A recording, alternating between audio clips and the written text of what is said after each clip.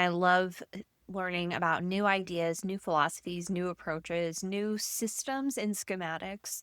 And I read a book in 2025 called Tiny Experiments that revolutionized the way I approach my life, but also my practice as an astrologer and a lover of astrology. And what surprised me the most was that it helped me shift out of astrological anxiety and revealed to me ways in which I was giving my power away to astrology that I didn't even realize before.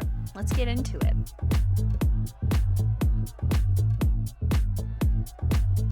Hi, everybody. Welcome back. I am Dana Solara. I'm an astrologer, I'm a spiritual coach, and I love to read. I love to read. I'm always reading like 10 books at a time. I rarely finish them. Let me be real. Like, I do finish books, but I also, just move on quickly as well. But I did finish and read in 2025 the book Tiny Experiments by Anne-Laure Le Cunff. And I don't know if I'm saying her name correctly. Anne, if you're out there, if you ever see this, I'm sorry. I should have Googled it, but I didn't. I just clicked record. So in 2025, I'm reading this book, and the subhead, like the tagline or subtitle, whatever, of it is How to Live Freely in a Goal-Obsessed World. Now, this really resonated with me because I have been goal-obsessed in my life. I love the thrill of planning a project and executing it. I don't know, you can tell me in the comments if you think that's weird, but it's very satisfying for me to decide I'm going to do something, write down how I'm going to do it, and then do it. And also, it can really run you ragged. It can become addictive, and sometimes it's a way of escaping what's going on right in front of you, right? The title interested me as well because freedom is something I'm always after as a Gemini and Pisces person. I have two stelliums, one in Pisces, one in Gemini, and I need a lot of change. I need a lot of freedom, girl. I need to spread my wings and be able to do what I want to do. So the juxtaposition of living freely in a goal-obsessed world, I'm like, that's my intersection. I need to know about this. Her thesis is the conventional way we set goals is not working. And we need to instead have an experimental mindset. The problem with traditional goal setting, from her point of view, is when we lock onto specific outcomes without leaving room to explore what else might be here for me, and we don't give ourselves the flexibility to adapt to the situation as it's unfolding, we actually will end up chasing things that don't truly satisfy us or don't fit who we really are. So Le Cunff lived this. She was, living her best life at Google in a, pretty prominent position and really killing it by all accounts. But she had to resign. She had a health scare and it really shook her. But instead of being with herself and really sitting with, all right, well, what do I want to do next? She jumped straight away into the next thing. And spoiler, that thing ends up not working out. So it's only then, after this other thing doesn't work out, that she's forced to be like, all right, you know what? I'm lost. I don't know what is next for me. And that is where everything starts opening up for her. Because really, fate sort of forced her hand to start just experimenting because she truly didn't know what else to do. You're in the cave, right? It's total pitch black. What do? You got to move eventually. You start feeling around the wall. You start trying things. You start moving in a 1% direction. And so that's what she did. And that's how she came upon this mindset of treating life like a laboratory and treating every decision you make as a tiny experiment and allowing the felt state of how it feels to interface with your life as an experiment to guide you rather than an outcome. So if you're at A and you have an idea of what you want your life to be like, let's call that Z, instead of focusing on Z, do the things that you think present you needs to do to get to Z today and see how it feels. Because as you know, when you work toward a goal that you think you want and you're locked in on the outcome, you can easily get to that end goal and realize this was not it. I thought I wanted this. I don't want this. I definitely don't want this. And you couldn't see it until you got there. But if you were to experiment your way there, you would have noticed the signs sooner. The problem is an outcome-driven goal makes us focus locked in and puts blinders on us so that we can't or don't notice the signs. Our spirit, our soul telling us, hey, this is not the path we want to go down. And so you can see how this idea of shifting from an outcome-driven goal to more of an experimental mindset in your life is actually inherently spiritual. Because if you are only focused on the outcomes, you are not focused on what's going on inside you. And if you're not focused on what's going on inside you, you're disconnected from yourself, your soul, and your spirit. And so I do think this has really important and relevant implications for astrology. The thing about astrology is it is a language of outcomes. When we're kind to astrology as an oracle, as a predictive tool, we are literally in the audience waiting to be told what's going to happen. And I don't think we think about that enough and the implications of that. Because if that's the energy you're bringing to the function, so to speak, to the weekly horoscope function or whatever it is, that's what you're going to get. And if that's how you live your life, like, here is what's going to happen. Number one, is it going to be a self-fulfilling prophecy? You're going to look for it, good, bad, whatever. Number two, where's your agency in that? And this can happen, unfortunately, even when the astrology content you're consuming is totally grounded and, in integrity and spiritual, as opposed to the more like shock and awe kind of astrology forecasts. I think there's plenty, really, most astrologers are trying to provide grounding and hope and encouragement to people through their work. So it's really not about the presentation of the content most of the time. Most of the time, it's about the energy and the perspective and the relationship that we have with astrology that is the problem. I'm going to call it a problem because I do think it's a problem, and I've done it, and I think we all do it. At the end of the day, part of us is probably coming to astrology because we want some sense of control. We want to know what's going to happen, and we really want to know, is everything going to be okay?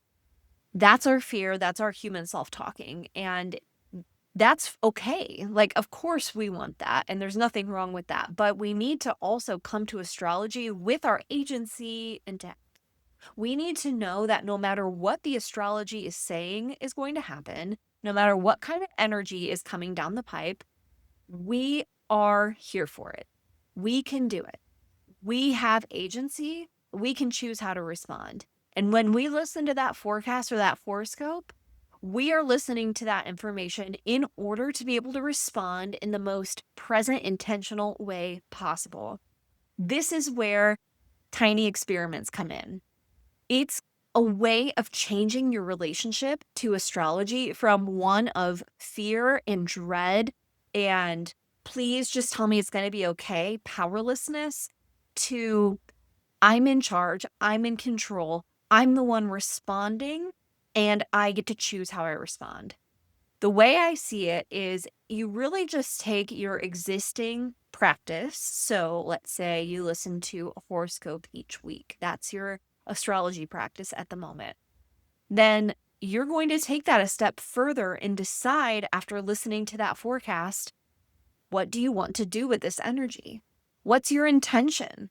It's literally just setting an intention, but there's a bit more to it because yes, we want to set the intention, but then we want to remember the intention as we're living out our day. And we also want to reflect on the intention. And this is where I like Le Cunff's framework because we could really apply this to what we're talking about. The first is a pact. So you make a pact with yourself, you commit to curiosity, and you make a concrete small commitment to try something for a defined period. And so in this case, let's say you want to make a pact with yourself about experimenting with the moon. So you want to, for one lunar cycle, work with the moon. You want to track what the moon is doing. And you want to do that because you want to have a better idea of how the moon affects you as it moves through the zodiac and aspects your birth chart. That's beautiful. You would get a lot out of that. You would not only learn a lot about the moon, you would also learn a lot about the different qualitative states the moon tends to activate, or at least you would have some greater awareness of that because it's not going to show up exactly the same every time, right? But that would be the first step is you make a pact with yourself about how you want to experiment with astrology. Like, what do you want to study and why do you want to do it and how long do you want to do it? Then you're going to act. You do the thing. You practice mindful action and you pay attention to what you notice while you do it. Now, this is where I think it feels very different from traditional goal setting because the focus, once again, is on your internal state. What are you noticing as you're doing this? So, in this case, if you're tracking the moon, what are you noticing? And observe too that whether we're applying this idea to astrology or just talking about goal setting in general and trying to execute an outcome, the experimental mindset is a reframe back into your felt experience. It orients you in you. And I think that's what's so beautiful about it. And that's why it's such an empowering way to work with astrology because when you are, let's say in our example, reflecting with the moon in Aries and what that feels like for you, then you are really simply checking in with yourself. Your astrology practice becomes a self-connection practice. And that to me is already a massive upgrade from listening to your weekly horoscope, feeling nervous about what's going to happen, forgetting about it entirely until next week when you go to listen again with the same energy. Hopefully, it's going to be a good week. Forgetting that you get to decide if it's going to be a good week. You get to decide that, right? So you make a pact, you act. Then you react or reflect. You take note of what's going well and what's not working. And in the context of our astrology example, you get to the end of a week and you're like, all right, let's check in with how this lunar practice is going. Do I like how much insight I'm getting? Awesome. Do I not like how much I'm paying attention to astrology? Maybe daily check-ins is too much. Okay, I'll shift. I'm not going to drop what I'm doing entirely because I committed to doing it for a month or for a lunar cycle, but I will at least adjust based on the information I'm receiving from myself. And this is how you reconnect and really lock in your own agency as a practitioner of astrology. This is how you remember over and over again, like, I get to decide how I show up for this shit. And I get to decide how I work with it. I don't have to be afraid of what's going to happen. And this information is here to help me be more intentional. Because something else you could realize in your reflection moment is, hey, when the moon's in Aries, I'm having a hard time. It would appear when the moon is in Aries, I am a little more emotional, let's say. Of course, just like a scientist, like we would need to keep studying moon and Aries periods to really have a solid conclusion about this, but it gives us a starting point of like, all right, here's the thing about me. Here's the thing I understand now about me. So moving forward, maybe I want to make sure I have a therapy appointment scheduled around moon and Aries times, or I want to make sure I have not too much on my calendar so I have time to be alone if I need to be. So we made the pact, we acted, we reacted, aka reflected, and then we think about our impact. The impact is where we let the growth compound and scale from what you've learned. So you get to the end of your lunar reflection, you're like, okay, I feel good about this. I love it. I'm going to keep going. I'm going to do it for 3 more months. And then you decide at the end of those 3 months, right? And you go through the whole thing all over again. But I want to make it clear too that there are so many ways you could experiment with astrology. I think this goes way beyond transits. It's not just transits, it's not just your horoscope. It's definitely your birth chart. It's other timing techniques, zodiacal releasing. There's just 1,000 million ways I can think of to experiment with astrology in this way. There's also one other idea from this book that I really want to make sure I bring up because it feels so appropriate to what we do as lovers of astrology. Le Cunff brings up the idea of embracing liminal spaces. And I'm sure you know a liminal space is a space where things are uncertain. It's a space of the in-between where we don't know what's next. And her whole thing is we have to embrace this with curiosity rather than anxiety. This is key for us. And the experimental mindset as a lover and a practitioner of astrology is what safeguards you from astrological anxiety. When we get anxious about what's coming, we think we know what's going to happen. We're worried about what's going to happen. And there's a part of us that is like certain the worst thing possible is going to happen.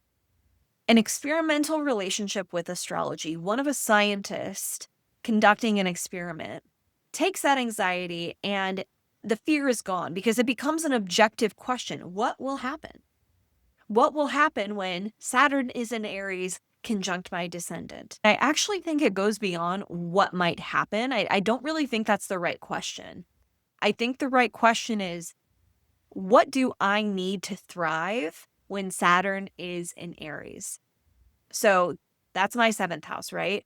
And when I think about that and sit with that, I think I need to make sure I'm being very honest about what I need in my relationships because I can see Saturn in the 7th.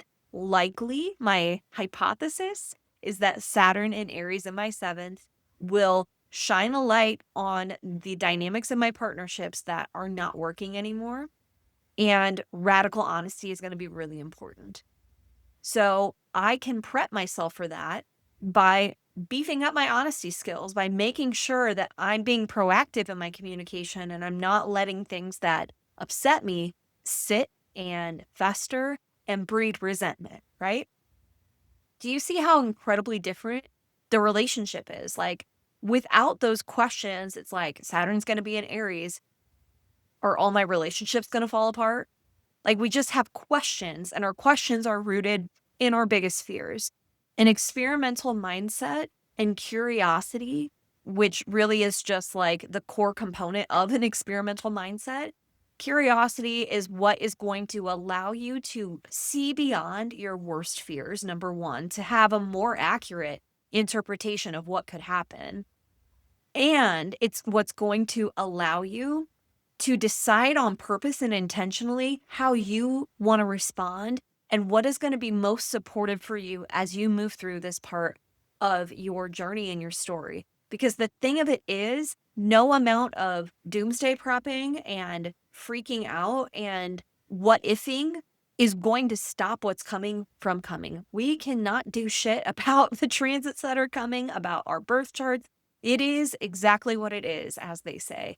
And the healthy and loving thing to do for yourself would be to stop waiting for a good transit to have a good life, right? None of us are really doing that on purpose. I know it's hard. It's really hard to let go of this fear sometimes, but I'm telling you, curiosity is the antidote. This changed everything for me. I've talked publicly about how much I've struggled with astrological anxiety personally. I actually just did a companion talk to this episode on Nightlight Astrology that I'll link for you guys if you want to listen to that as well. If this is something that resonates for you, I highly recommend it.